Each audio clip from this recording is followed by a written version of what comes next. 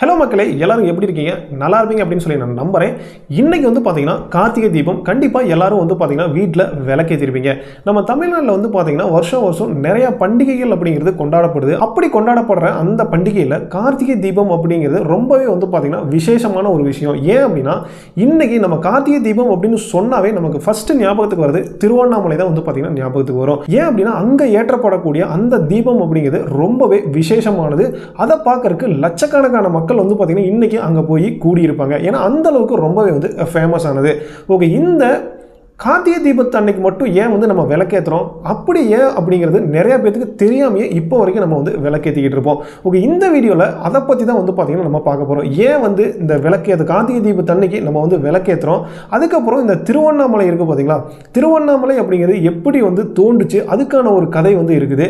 அதுக்கப்புறம் இந்த திருவண்ணாமலையில் இருக்கிற அந்த அண்ணாமலையார் கோயிலை வந்து யாரெல்லாம் வந்து கட்டினாங்க, எந்தெந்த காலகட்டத்தில் எந்த மன்னர்கள் வந்து பார்த்தீங்கன்னா இந்த கோயிலை வந்து கட்டினாங்க அப்படிங்கிற பற்றி தான் வந்து பார்த்தீங்கன்னா இந்த வீடியோவில் நம்ம முழுமையாக வந்து பார்க்க போறோம். இந்த வீடியோக்குள்ள போறதுக்கு முன்னாடி நம்ம சேனல் நீங்க இன்னும் சப்ஸ்கிரைப் பண்ணாம பார்த்துட்டு இருந்தீங்கன்னா மறக்காம சப்ஸ்கிரைப் பண்ணிருங்க. வாங்க வீடியோக்குள்ள போலாம். இன்னைக்கு வந்து பார்த்தீங்கன்னா இலக்கியம் முதல் இன்ஸ்டா வரைக்கும் வந்து பார்த்தீங்கன்னா இந்த திருவண்ணாமலை அப்படிங்கிற பேர் இல்லாத இடமே இருக்காது அப்படின்னு தான் சொல்லணும். ஏன் அப்படின்னா இலக்கியத்தில், அதாவது சங்ககால இலக்கியத்திலிருந்தே வந்து பார்த்தீங்கன்னா இந்த திருவண்ணாமலையை பற்றி பாடல்கள் ஆகட்டும் இல்லை எல்லாத்துலேயுமே வந்து பார்த்தீங்கன்னா இந்த திருவண்ணாமலை அப்படிங்கிற பேர் வந்து கண்டிப்பாக இடம் பெற்றிருக்குது. அந்த திருவண்ணாமலை மட்டும் இல்லைங்க, இந்த கார்த்திகை தீபம் அப்படிங்கிற விஷயமும் வந்து பார்த்தீங்கன்னா சங்ககால பாடல்கள்லேருந்தே வந்து பார்த்தீங்கன்னா அப்படியே வந்து வந்திருக்குது. இப்போ வரைக்கும் நம்ம வந்து பார்த்தீங்கன்னா இந்த தீபம் அப்படிங்கிறது ஏற்றிக்கிட்டு தான் இருக்கோம். இந்த திருவண்ணாமலை வந்து பார்த்தீங்கன்னா பக்தர்களால் என்ன நம்பப்படுது அப்படின்னா இது வந்து அக்னி தலம் அப்படின்னு சொல்லி நம்பப்படுது. அதாவது ஐம்பூதங்கள் இருக்கும் பார்த்தீங்களா, நிலம், நீர், காற்று, ஆகாயம், நெருப்பு. இந்த நெருப்பு தான் வந்து பார்த்தீங்கன்னா இங்கே இருக்கிற, அதாவது திருவண்ணாமலையை அக்னி ஸ்தலம் அப்படின்னு சொல்லி எல்லாருமே வந்து பார்த்தீங்கன்னா நம்புறாங்க. அதுக்கப்புறம் இந்த திருவண்ணாமலை வந்து பார்த்தீங்கன்னா முக்தி தலம் அப்படின்னு சொல்லியும் சொல்லுவாங்க. ஏன் வந்து இந்த முக்தி தலம் அப்படின்னு சொல்லி சொல்றாங்கன்னா, அதாவது சில இடத்துக்கு சில கோயில்களுக்கு வந்து பார்த்தீங்கன்னா போனால் நல்லது அப்படின்னு சொல்லி சொல்லுவாங்க. ஆனால் திருவண்ணாமலை வந்து பார்த்தீங்கன்னா நினைச்சாவே வந்து பார்த்தீங்கன்னா நல்லது நடக்கும் அப்படின்னு சொல்லி சொல்ற காரணத்தினால தான் முக்தி தலம் அப்படின்னு சொல்லி சொல்லுவாங்க. அதாவது நினைச்சாலே போதும் சில விஷயங்கள் நடந்துடும் அப்படின்னு சொல்லி எல்லாருமே வந்து பார்த்தீங்கன்னா நம்புறாங்க. அதுக்கப்புறம் வந்து பார்த்தீங்கன்னா இந்த திருவண்ணாமலையை காந்தமலை அப்படின்னு சொல்லியும் வந்து பார்த்தீங்கன்னா சொல்லுவாங்க. ஏன் காந்தமலை அப்படின்னு சொல்றாங்கன்னா, இந்த திருவண்ணாமலைக்கு நம்ம ஒரு வாட்டி அங்கே போய் அங்கே இருக்கிற அண்ணாமலையை நம்ம தரிசிச்சுட்டு வந்துட்டோம் அப்படின்னா மீண்டும் மீண்டும் வந்து பார்த்தீங்கன்னா அந்த ஸ்தலத்துக்கு வந்து போவோம் அப்படிங்கிற காரணத்தினால தான், அதாவது வர வைக்கும் அப்படிங்கிற அந்த காரணத்தினால தான் அந்த திருவண்ணாமலை வந்து பார்த்தீங்கன்னா காந்தமலை அப்படின்னு சொல்லியும் வந்து பார்த்தீங்கன்னா சில பேர் வந்து குறிப்பிடுவாங்க. அந்த அளவுக்கு ரொம்ப வந்து ஃபேமஸான ஒரு இடம் தான் இந்த திருவண்ணாமலை அப்படிங்கிறது. அதுக்கப்புறம் நான் முதல்ல சொன்னேன்ல, ஏன் வந்து இந்த கார்த்திகை தீபத்தன்னைக்கு மட்டும் விளக்கேற்றோம் அப்படிங்கிறது, இதுக்கு வந்து பார்த்தீங்கன்னா மக்களால் நம்பப்படக்கூடிய ஒரு புராண கதையே இருக்குதுங்க. இது என்ன அப்படின்னா வந்து பார்த்தீங்கன்னா, அதாவது படைக்கும் கடவுளான பிரம்மனும் காக்கும் கடவுளான திருமாலுக்கும் வந்து பார்த்தீங்கன்னா ஒரு நாள் வந்து பிரச்சனை வந்தது. ரெண்டு பேருக்கும் ஈகோ வந்து கிளாஸ் ஆயிடுது. அப்படி ரெண்டு பேரும் வந்து பார்த்தீங்கன்னா நான் பெரியாளா நீ பெரியாளா அப்படின்னு சொல்லி இருக்கிறப்ப இந்த பிரச்சனை அப்படிங்கிறது வந்து பார்த்தீங்கன்னா சிவபெருமான் கிட்ட போகுது. அப்படி சிவபெருமான் கிட்ட போன உடனே சிவபெருமான் என்ன சொல்லிடுறாருன்னா, யார் வந்து அடி முதல் முடி வரைக்கும் வந்து பார்க்குறீங்களோ அவங்க தான் பெரியாள் அப்படின்னு சொல்லிட்டு சிம்பிளாக வந்து போயிடுறாரு. இவங்க அதாவது அடி முதல் முடி வரை அப்படின்னா பாதம் முதல் அந்த சிவனோட முடி வரைக்கும் இருக்கிறத வந்து யார் வந்து பார்த்துட்டு வராங்களோ அவங்க தான் பெரியாள் அப்படின்னு சொல்றாரு. உடனே வந்து நம்ம திருமால் உடனே என்ன பண்ணுறோன்னா வராக அவதாரம் எடுத்து மண்ணுக்குள்ளே போய் பாதத்தை பார்த்தரலாம் அப்படின்னு சொல்லி அடியெல்லாம் போய் தேடுறாரு. பார்க்க முடியல, திரும்ப வந்து வந்துடுறாரு.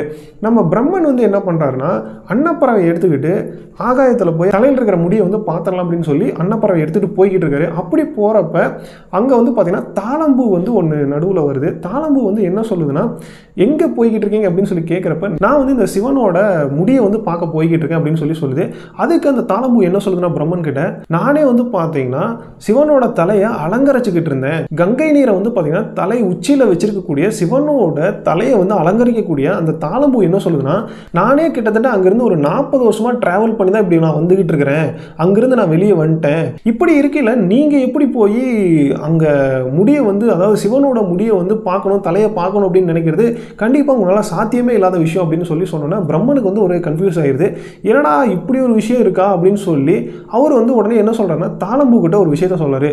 நான் வந்து சிவனோட தலைமுடியை வந்து பார்த்ததா சொல்லி நீ வந்து திருமால் கிட்ட வந்து பொய் சொல்லணும் அப்படின்னு சொன்னோன்னே தாளம்பூ வந்து ஏற்றுக்கிட்டதாகவும் அது போய் திருமால் கிட்ட வந்து இந்த மாதிரி அதாவது பிரம்மன் வந்து பார்த்தீங்கன்னா தலைமுடியை வந்து பார்த்ததா சொல்லி பொய் சொல்லிடுது. இதை பார்த்த உடனே சிவனுக்கு வந்து பார்த்தீங்கன்னா பயங்கரமாக வந்து கோபம் வந்துடுது.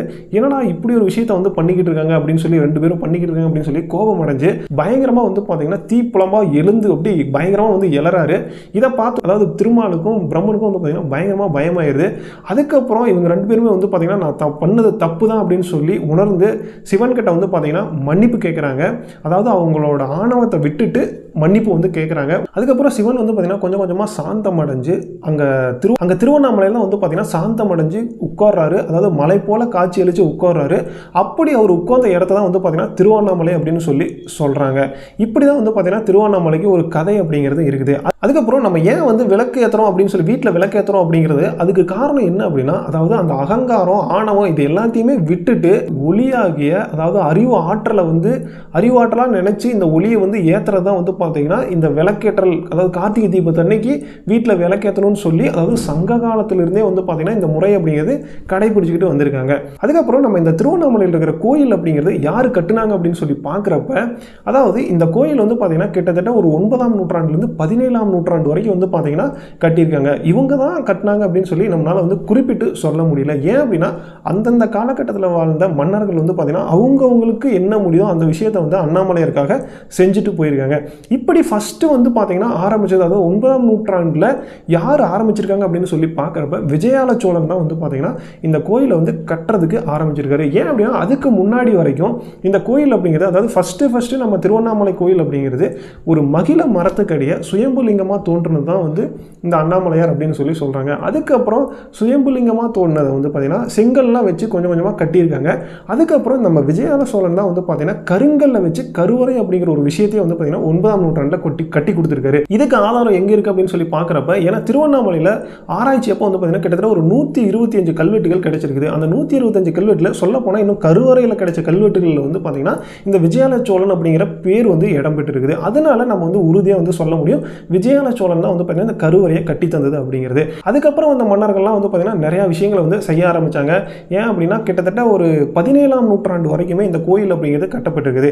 இது கிட்டத்தட்ட ஒரு 27 ஏக்கரில் வந்து பார்த்தீங்கன்னா நிலப்பரப்பு கொண்ட இந்த கோயிலை தான் வந்து இருக்குது. கிட்டத்தட்ட 9 பெரிய பெரிய கோபுரங்களையும் வந்து பார்த்தீங்கன்னா கொண்டு இருக்குது. அதுக்கப்புறம் இந்த திருவண்ணாமலை இருக்குது பார்த்தீங்களா, இதுக்கு ஒரு 3 அரசர்கள் வந்து பார்த்தீங்கன்னா மெயினாக வந்து ஒரு பங்காற்றி இருக்காங்க. இதில் வந்து கிருஷ்ணதேவராயர், நரசிம்மன், அதுக்கப்புறம் வந்து பார்த்தீங்கன்னா வீர வல்லால மகாராஜா அப்படிங்கிற ஒரு 3 பேர் தான் வந்து பார்த்தீங்கன்னா அதாவது திருவண்ணாமலைக்காக நிறையா விஷயங்களை வந்து செஞ்சுருக்காங்க. சொல்லப்போனால் அந்த ராஜகோபுரம் இருக்குது பார்த்தீங்களா, அந்த ராஜகோபுரத்தை கட்டினது யார் அப்படின்னா கிருஷ்ணதேவராயர் தான் வந்து கட்டியிருக்காரு.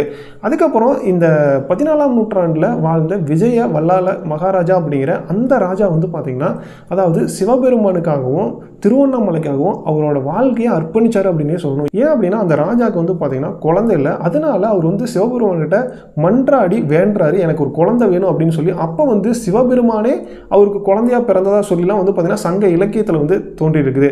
இந்த மாதிரி விஷயங்கள் நிறைய சுவாரஸ்யமான விஷயங்கள்லாம் வந்து தோன்றி இருக்குது. அதுக்கப்புறம் வந்து நரசிம்ம சோழன் வந்து பார்த்தீங்கன்னா நிறைய விஷயங்களை வந்து பண்ணியிருக்காரு. ஒவ்வொரு கோபுரத்தை வந்து கட்டி கொடுத்துருக்காரு.